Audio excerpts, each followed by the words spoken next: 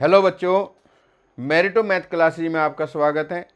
मैं पंकज शर्मा आपको अवकलन के जो आगे के क्वेश्चन है, जो आपकी एक्सरसाइज चल रही है, उनको कराऊंगा। देखो, क्वेश्चन नंबर जो आपका 7 है, वर्धमान और ह्रासमान वाला दिया हुआ है। किताब में देखें कि y बराबर log 1 plus x minus 2x upon 2 plus x, x बड़ा है -1 से, के संपूर्ण प्रांत में फलन वर्धमान है, ये हमें दिखाना है। तो सबसे पहले क्या करेंगे, x के सापेक्ष अवकलन करेंगे।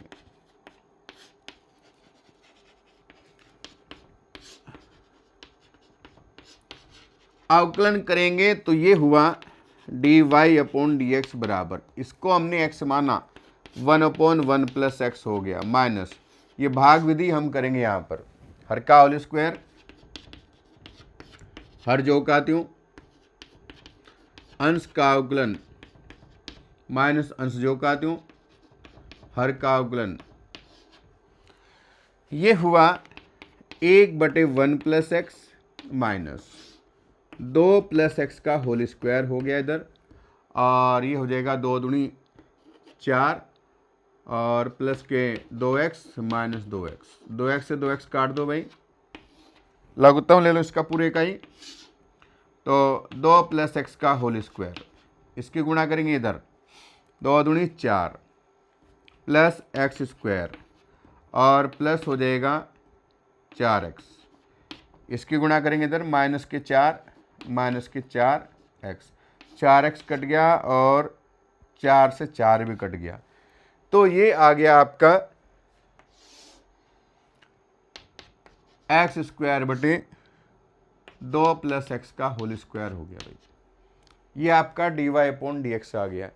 अब इसमें कहा है कि x बड़ा है -1 से, यानी संपूर्ण प्रांत का मतलब ये अनंत है, 0 माइनस अनंत, तो -1 यहाँ हो गया ये।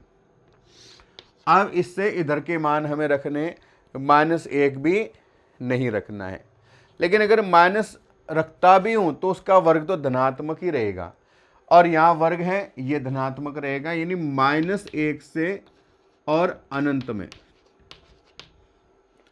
f' हमें चेक करना है कि ये 0 से बड़ा होगा या 0 के बराबर भी होता है। अगर मैं 0 रखता हूँ 0, तो ये 0 के बराबर भी है, देख लो।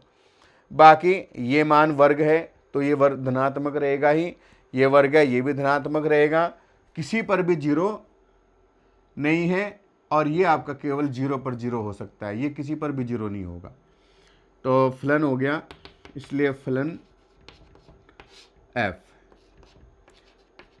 वर्धमान होगा, यानी -1 से बड़े के लिए फलन क्या हो जाएगा, वर्धमान हो जाएगा। नोट कर लो इसको।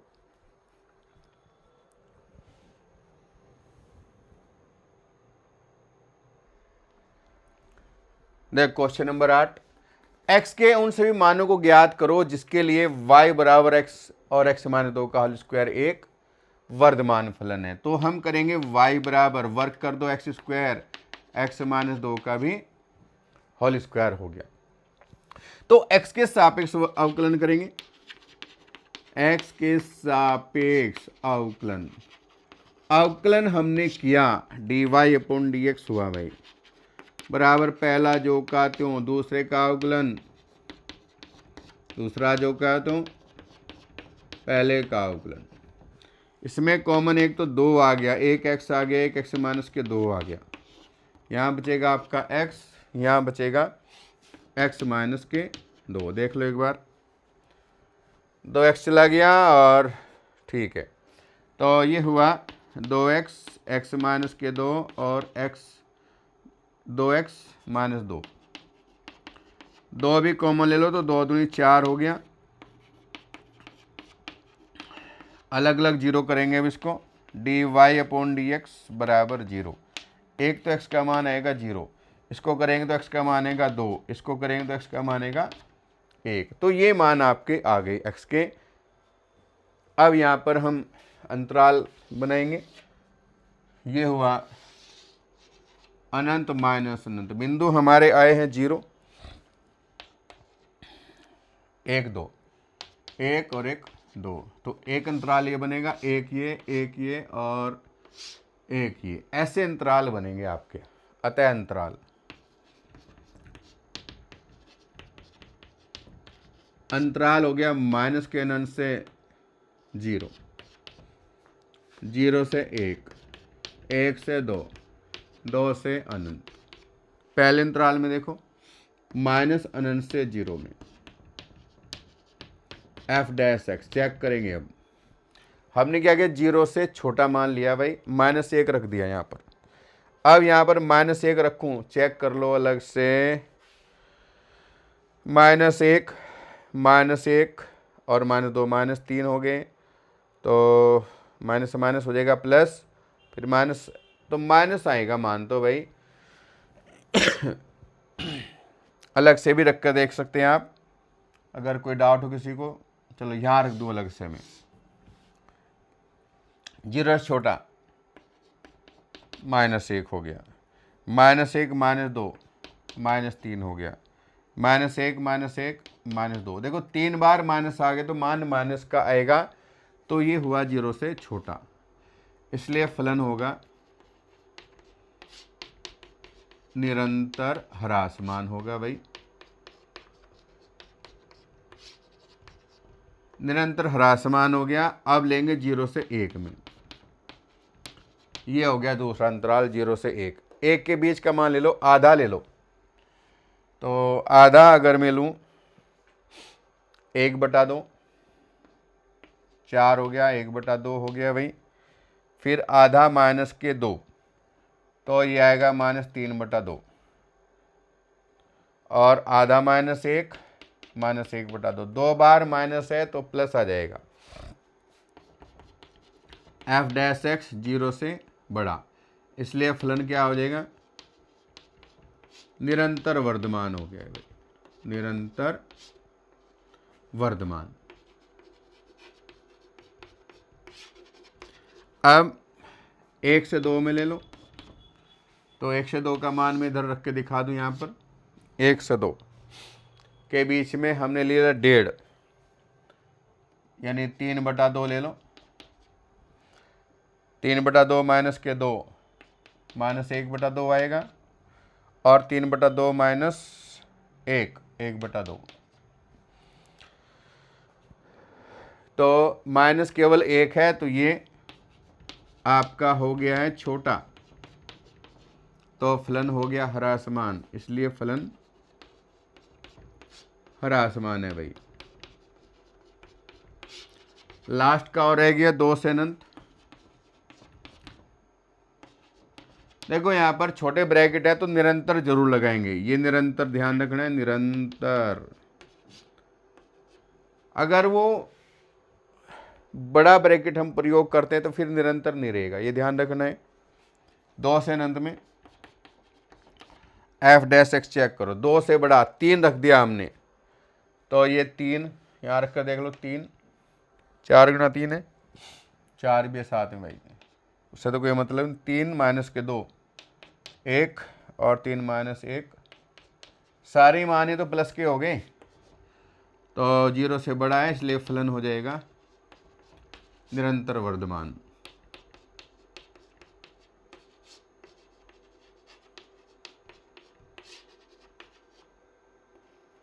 तो ये आपका आंसर आ गया भाई। देखो 2 अंतराल में आपका ये वर्धमान हुआ, 2 में ह्रासमान हुआ, तो आप इसको 1 और 1, इसमें ह्रासमान है यूनियन कर देना, और इसमें वर्धमान है, नोट कर लो।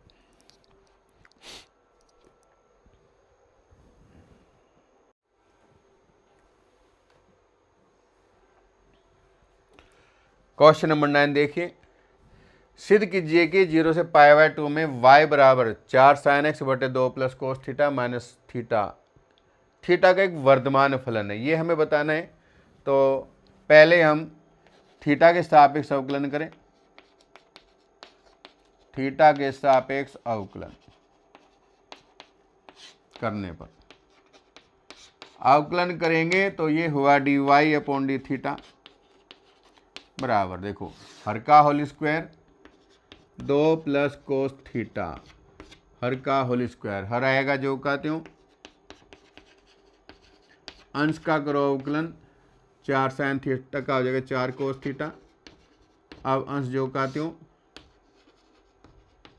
हर का अवकलन करो, कोस का हो जाएगा माइनस साइन थीटा 2 का 0 और थीटा का हो गया 1। इसका लघुत्तम ले लें हम पूरे का, तो ये होगा हमारा 2 प्लस कोस थीटा का होल स्क्वायर हो गया। इसकी गुणा करो इधर, 4 दूनी 8 कोस थीटा, इसकी गुणा करेंगे तो 4 cos square theta, minus minus हो जाएगा प्लस 4 साइन स्क्वायर थीटा। इसकी गुणा 1 के साथ कर देंगे उधर, तो ये हुआ 2 दूनी 4 प्लस कोस स्क्वायर थीटा और 2 दूनी 4 कोस थीटा बराबर 8 कोस थीटा। इन दोनों में से 4 कॉमन ले लें तो cos square theta plus sine square theta और माइनस के 4 माइनस कोस स्क्वायर थीटा और माइनस के 4 कोस थीटा बटे में 2 प्लस कॉस थीटा का होल स्क्वायर हो गया। अब देखो इसका मान तो 1 है, 4 कोस थीटा में से 4 घटा दो तो 4 रह गए भाई, 4 कोस थीटा, ये 4 हो गया, ये माइनस के 4 है माइनस कोस स्क्वायर थीटा बटे में 2 प्लस कोस थीटा का होल स्क्वायर, ये भी कट गया 4 से 4, तो ये रह गया कोस थीटा और कॉमन ले लो इसमें से, कोस थीटा कॉमन, तो 4 माइनस कोस थीटा बटे में 2 प्लस कोस थीटा का होल स्क्वायर जो कहते हो। देखो अंतराल जो है 0 से π/2 है, पहला चतुर्थांश है 0 से π/2 इसमें। आप देखो इसमें जो कोस थीटा है वो आपका 0 और 0 से बड़ा होता है, पहले चतुर्थांश में धनात्मक आएगा, 90 पर 0 भी हो जाएगा। दूसरा होल स्क्वायर ये 4 माइनस कोस थीटा, ये हमेशा 0 से बड़ा रहेगा क्योंकि कोस का मान ज़्यादा से ज़्यादा 1 हो सकता है, और ये होल स्क्वायर है तो 2 प्लस कोस थीटा, ये भी आपका 0 से बड़ा ही रहेगा। यानी कुल मिलाकर हम बात करें कि dy अपॉन जो डी थीटा है वो हमारा 0 या 0 से बड़ा है, इसलिए फलन क्या हुआ, वर्धमान है। तो ये आपका वर्धमान फलन हो गया है, उतार लो इसको।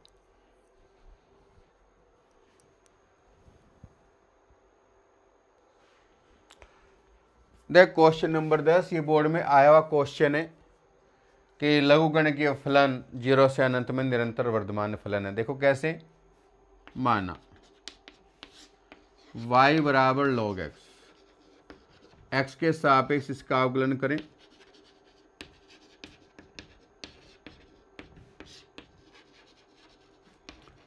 अवकलन करने पर अवकलन करेंगे तो ये हुआ dy upon D x 1/x। आप देखो यहाँ पर जो मान है 0 से अनंत है, तो 0 तो हमें इसमें रखना नहीं है क्योंकि 0 रख देंगे तो फलन अपरिभाषित हो जाएगा, यानी 0 से अनंत में।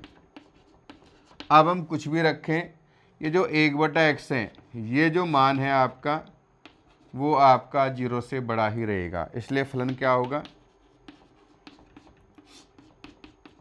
निरंतर वर्धमान होगा। नोट कर लो।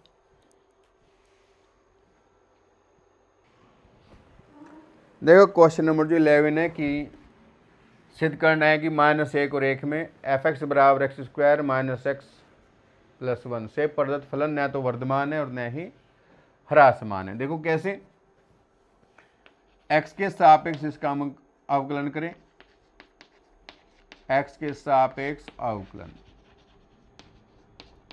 अवकलन करेंगे तो f' हुआ बराबर 2x माइनस 1 का अवकलन हो जाएगा 0।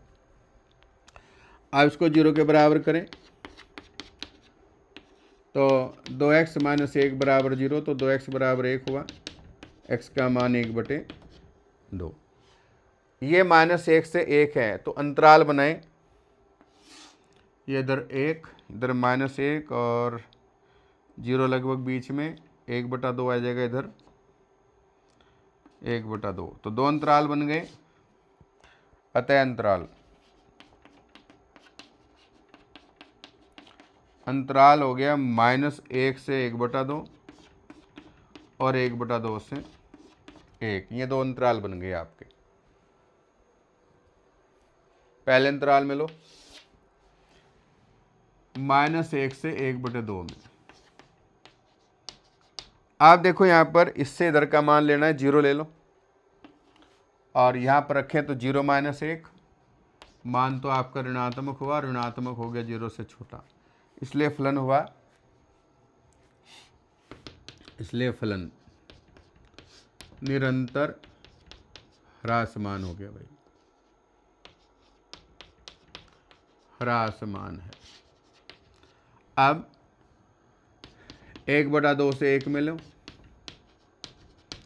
अब 1/2 से आगे का मान, 1/2 का मतलब 0.5, तो 0.6 ले लो, 0.7 ले लो, 6 लिया तो 6 दूनी 12, 1.2 में से घटाएंगे तो 0.2, इसका मतलब हो गया 0 से बड़ा है, इसलिए फलन हो गया है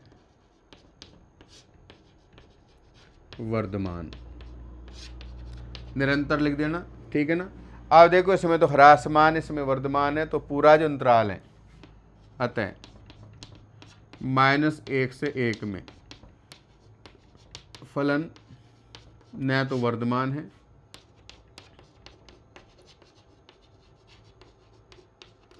और न ही ह्रासमान,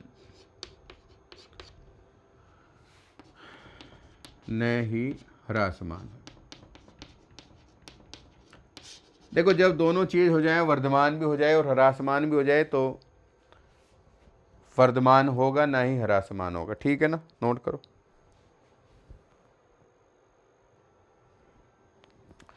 देखो यहाँ पर निम्न में से कौन सा फलन 0 से π/2 में निरंतर ह्रासमान है, ये हमें चेक करना है भाई। पहले लेंगे a, y बराबर cos x, x के सापेक्ष अवकलन,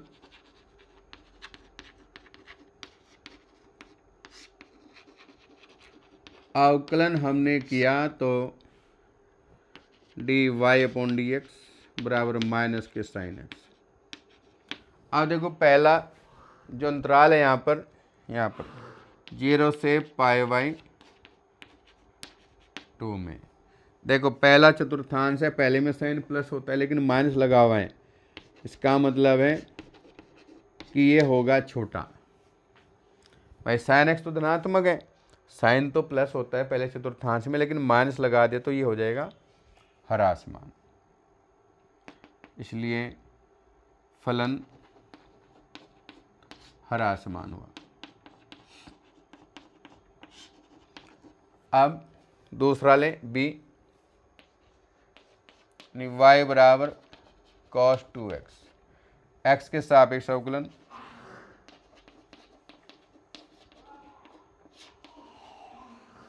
अवकलन करेंगे तो ये होगा dy/dx minus sign 2x into 2। देखो माइनस है, 0, ये अंतराल दे दिया इसमें 0 से π/2 में।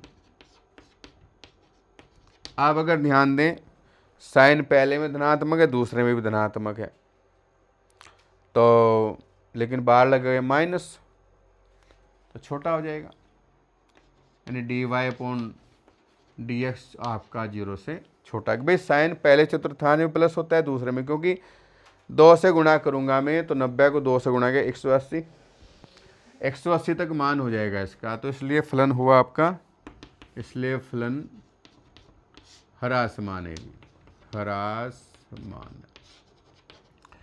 अब सी वाला पार्ट लें, y बराबर cos 3x, x के सापेक्ष अवकलन, अवकलन करें तो ये हुआ dy/dx माइनस के साइन 3x इंटू 3। आज देखो 3 आ गया इसमें, तो 9 3 27, तीसरे चतुर्थांश तक पहुंच गया भाई। आज देखो 0 से π/2 में, अब ये पहले और दूसरे चतुर्थांश में धनात्मक होता है, लेकिन माइनस लग रहा है तो उसमें तो हो जाएगा ऋण छोटा। लेकिन तीसरे में साइन माइनस होता है, माइनस बाहर लग गया तो ये धनात्मक हो जाएगा। तो कैसे करके बताऊं भाई, देखो चलो इसको 0 अलग से बता दूं मैं, इसको कैसे हम कर सकते हैं इधर बता दूं भाई। साइन 3x को अगर मैं 0 करूंगा तो 0 होता है साइन 0 का मान और 1 होता है साइन 180 का मान, यानी साइन पाई। 3x बराबर पाई, तो x का मान π/, यानी दो अंतराल बन गए आपके।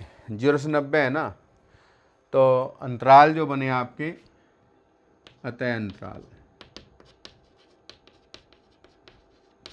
0 से π/3 और π/3 से π/2।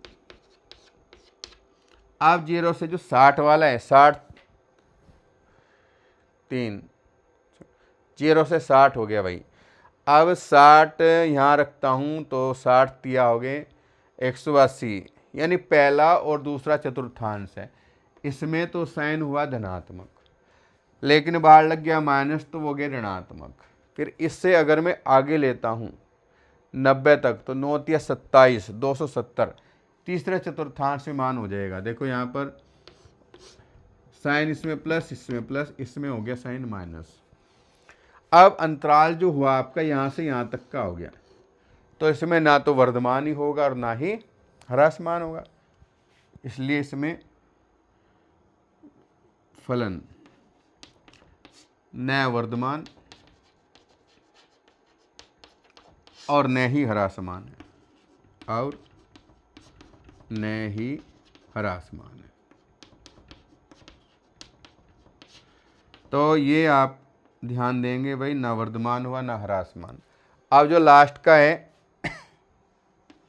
y बराबर 10x, इसका मैं अगर अवकलन करता हूँ तो अवकलन होगा dy/dx बराबर sec²x। अब जो sec² है, अंतराल तो हमारा केवल ये है 0 से π/2,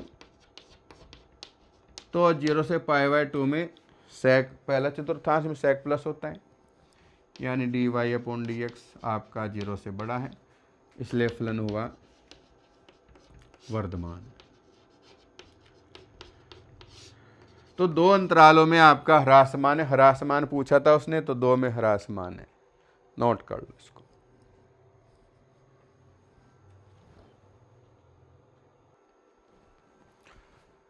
आप देखिए क्वेश्चन नंबर 13, निम्नलिखित अंतरालों में से किस अंतराल में f(x) बराबर x⁻100 plus sin x minus 1 द्वारा प्रदत्त फलन निरंतर ह्रासमान है। ये हमें देखना है भाई, ह्रासमान है या नहीं है। करो इसको, x के सापेक्ष अवकलन करेंगे, x के सापेक्ष अवकलन,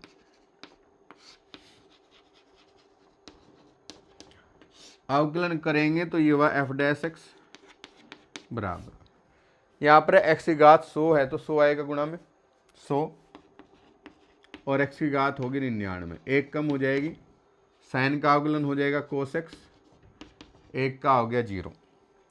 पहला अंतराल है 0 से 1 में, चेक करना है कि भाई ये वर्धमान होगा कि ह्रासमान। अब देखो 0 से 1, 0 से 1 का मतलब हो गया है 1 रेडियन, तो ये आपका पहले चतुर्थांश रहेगा, 56 तक रहेगा डिग्री तक, तो पहले में कोस धनात्मक है और ये रखूँगा मान तो और भी बड़ा हो जाएगा, तो इसका मान 0 से बड़ा हुआ, इसलिए फलन निरंतर वर्धमान हुआ।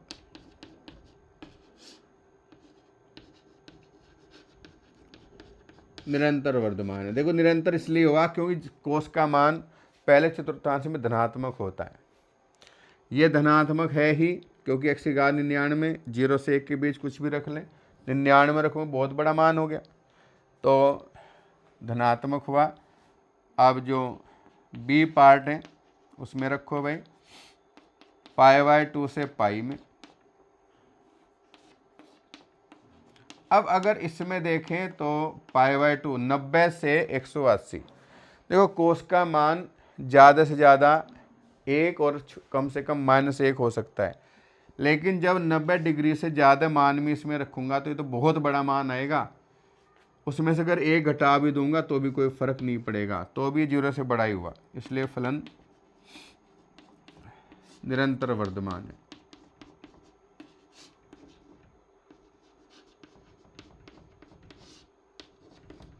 अब तीसरा देखो भाई, 0 से पाई सी, पहला चतुर्थांश हो गया तो इसमें भी कॉस बड़ा ही होगा 0 से, और बड़ा होगा तो भी ये 0 से। कॉस तो बड़ा है और ये मान रखूँ 0 से 90 के बीच में कुछ भी रख लेंगे तो वो भी मान आपका धनात्मक रहेगा।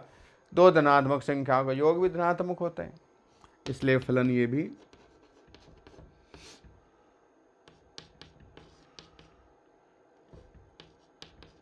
निरंतर वर्धमान।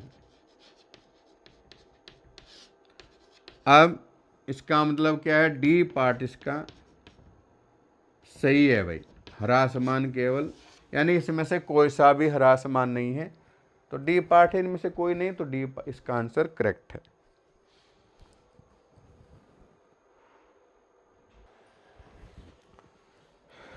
क्वेश्चन नंबर 14 देखिए, ए का न्यूनतम मान ज्ञात कीजिए जिसके लिए अंतराल 1-2 में फलन जो है निरंतर वर्धमान है। तो पहले इसका हम अवकलन करेंगे, f(x) बराबर x² + ax + 1।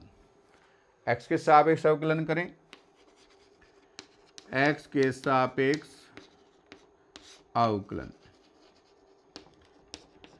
अवकलन किया तो f' बराबर 2x + a। अब x का जो मान है 0 और 1 और 2 के बीच में है, दिया है 1 से तो बड़ा है x और 2 से छोटा, हमें ये पद बनाना है, तो प्रत्येक पद में 2 से गुणा और प्रत्येक में a जोड़ दो, 2 + a, 2x + a और 4 + a। ये मान हमारा हो गया f' का, 2 + a, f' और 4 + a। फलन हमारा है निरंतर वर्धमान है, फलन निरंतर वर्धमान है, निरंतर वर्धमान, और निरंतर वर्धमान है तो f' हमारा होगा 0 से बड़ा। यहाँ 0 होगी तब ये 0 से बड़ा होगा, यानी 2 + a बराबर 0, तो इसका मतलब a का मान -2 है, नोट कर लो।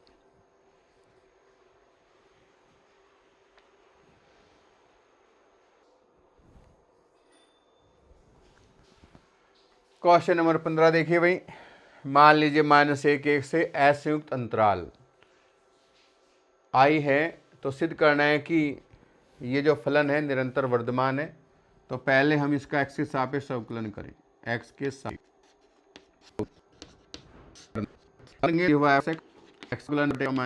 इसको हम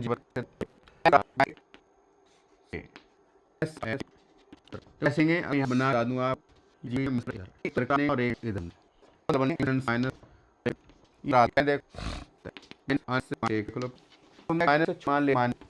तो माइनस में रख बटे 4 है भाई फ्लावर निरंतर से इधर ले लो, आपका मन करे ऐसे। तो हमने क्या किया, 2 × 4 वही वर्धमान।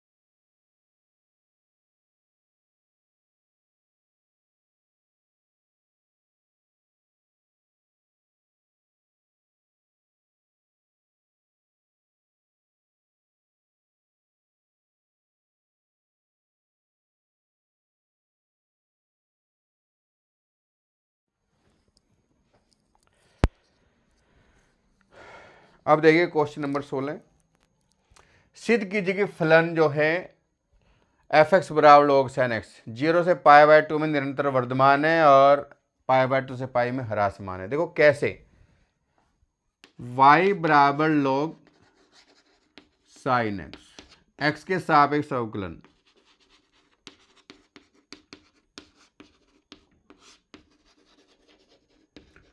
अवकलन हमने किया तो dy/dx log का 1/sin x, साइन का अवकलन हो जाएगा cos x, यानी cos/sin हो जाएगा cot x। ये आ गया आपका। अब 0 से π/2, पहला चतुर्थांश है, पहले में कोट प्लस होता है भाई, 0 से π/2 में f' हो जाएगा 0 से बड़ा, क्योंकि पहले चतुर्थांश में कोट धनात्मक होता है, इसलिए फलन हो जाएगा निरंतर वर्धमान, इसलिए फलन निरंतर वर्धमान है। अब दूसरे में π/2 से पाई में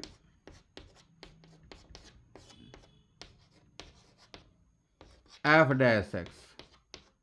अब दूसरे में देखो भाई, दूसरे में कोट क्या होगा, ऋणात्मक होता है, ऋणात्मक यानी 0 से छोटा, इसलिए फलन हो गया ह्रासमान, ह्रासमान है। एक में वर्धमान, दूसरे में ह्रासमान। ये आया हुआ क्वेश्चन है बोर्ड में, ठीक है ना, अब भी आ सकते हैं वापस भी।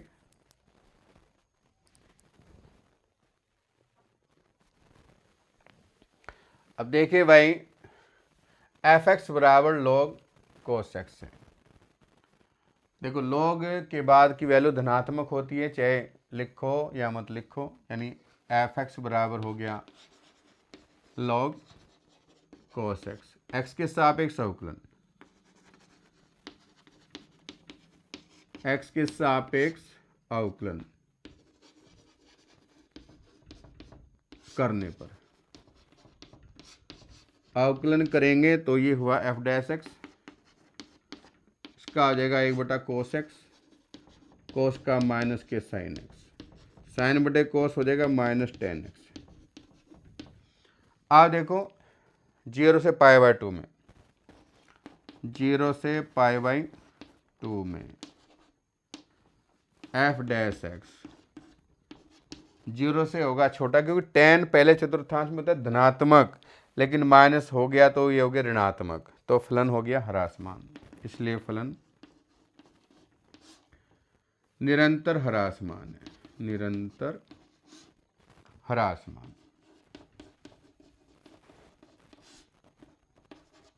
आप दूसरा अंतराल लेंगे 3 π/2 से 2 पाई, इसमें लें तो f'। देखो यहाँ पर तीसरा चतुर्थांश है, चौथा 3 π/2 से 2 पाई, चौथा चतुर्थांश, चौथे में कोस होता है प्लस, tan भी प्लस tan होता है माइनस, तो माइनस से माइनस हो जाएगा प्लस, 0 से बड़ा हुआ, इसलिए फलन हुआ, इसलिए फलन निरंतर वर्धमान, वर्धमान है। उतार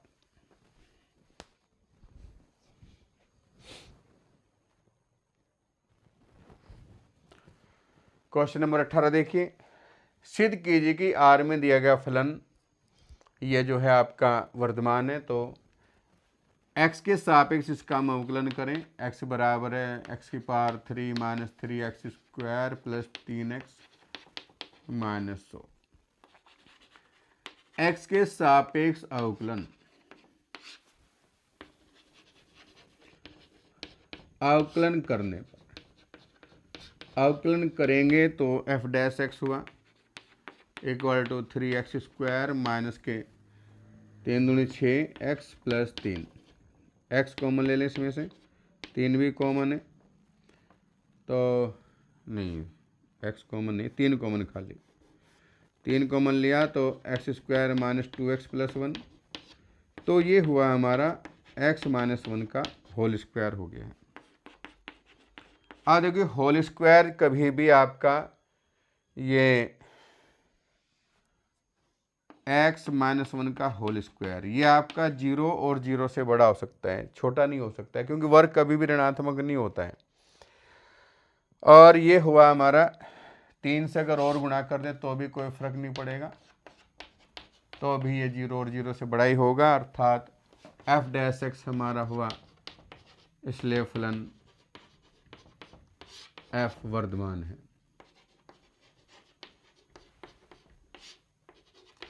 यानी आर का मैं कुछ भी मान रख दूं, मैं यहाँ लिख दूं आर में, यानी वास्तविक संख्या कोई भी रखो, इसका मान या तो 0 आ सकता है, 0 कब आएगा जब एक्स का मान 1 रखेंगे, बाकी कुछ भी रखें धनात्मक मान आएगा।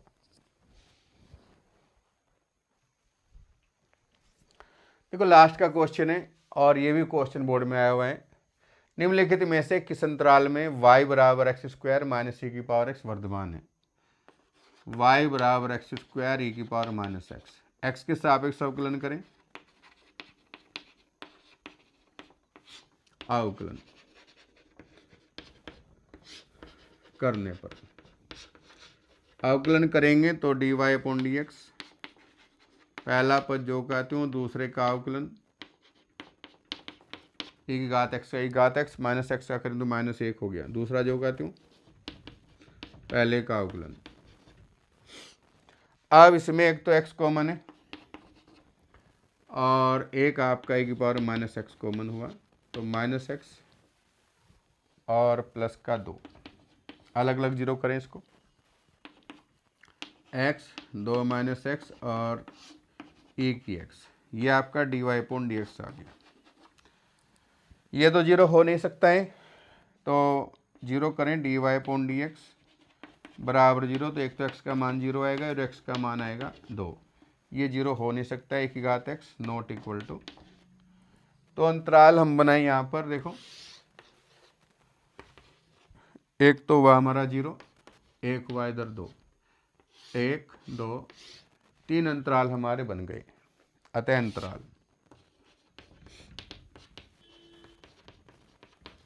अंतराल बनेंगे माइनस के अनंत से 0, 0 से 2 और 2 से अनंत, 3 अंतराल बन गए भाई। पहले में लेंगे माइनस अनंत से 0 में, देखो यहाँ पर मान हम रखें इसमें तो 0 से छोटा माइनस रख लो, माइनस 1 रखा मैंने और 2 माइनस माइनस 1 2 हो गया, 2 और 1 3, ये आपका एक घात माइनस 1 धनात्मक रहेगा ही, तो मान क्या हो टोटल ऋणात्मक हो गया, ऋणात्मक होता है 0 से छोटा, एफ डैश एक्स, इसलिए फलन ह्रासमान है, निरंतर ह्रासमान। ये निरंतर ह्रासमान हो गया भाई। आप 0 से 2 लो, 0 से 2 में तो 0 से 2 के बीच का मान 1 ले लो, 1 2 माइनस 1, यानी ये भी 1 और ये भी 1, e घात 1 प्लस का आ गया भाई मान, तो फलन हो गया, फलन निरंतर वर्धमान। एक अंतराल और रह गया 2 से अनंत, तो 2 से अनंत और चेक करो, 2 से बढ़ा लिया मान तो 2 से 3 लूँगा, तो नहीं ये नहीं होगा भाई, क्योंकि 3 लिया मैंने और 2 माइनस 3 हो गया माइनस 1, तो ऋणात्मक हो गया मान, छोटा है, इसलिए फलन निरंतर ह्रासमान। तो ये देखो ये क्वेश्चन कंप्लीट है, उतार लो इसको, और एक्सरसाइज भी आपकी कंप्लीट हो गई है। ये बोर्ड में आया हुआ क्वेश्चन है, बहुत ही अच्छा क्वेश्चन है। तो आज की वीडियो में केवल इतना ही। नेक्स्ट जो वीडियो होगी आपकी वो उच्चतम और निम्नतम, मैक्सिमा और मिनिमा, उसको हम करेंगे। इसमें कोई भी किसी को किसी क्वेश्चन में प्रॉब्लम हो, किसी भी प्रकार की, वो कमेंट के द्वारा मुझे बताएं। चैनल को सब्सक्राइब जरूर करें और अपने मित्रों में भी शेयर किया करें वीडियो को, जो भी बच्चे पढ़ने वाले हैं, जिससे उनके पास, सभी के पास ये वीडियो पहुंचे। पूरी ऑल इंडिया का जो सिलेबस है वो सेम है, सेम क्वेश्चन है, एनसीईआरटी पैटर्न है, सेम ही क्वेश्चन और सेम पर्सन संख्या भी सेम ही मिलेगी। एक ही कोर्स है, एक ही सिलेबस है सारा, तो आप कहीं के भी बच्चे हों, आप कहीं पर भी पढ़ सकते हैं। और ज़्यादा से ज़्यादा, एक बार फिर कह रहा हूँ कि ज़्यादा से ज़्यादा शेयर करें। धन्यवाद।